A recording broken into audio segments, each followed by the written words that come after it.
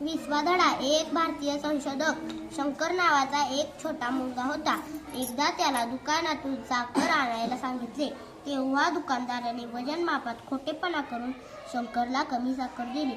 शंकरने हुज्जत घातली, पण दुकानदाराने त्याचे काहीच ऐकले नाही. वडिलांनीही आरोप केला, वाटेत तू साखर खाल्लीस म्हणून ती कमी झाली.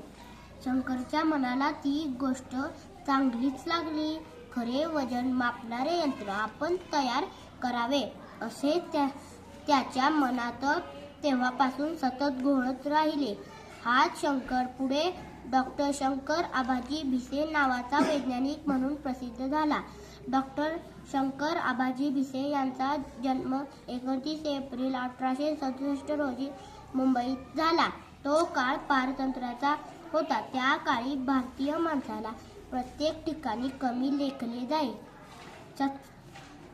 शास्त्रीय संशोधन क्षेत्रात तर त्याला अजिबात स्थान नव्हते. अशा प्रतिकूल परिस्थितीत पुढे डॉक्टर भिसे शास्त्रज्ञ म्हणून नावरूपाला आले.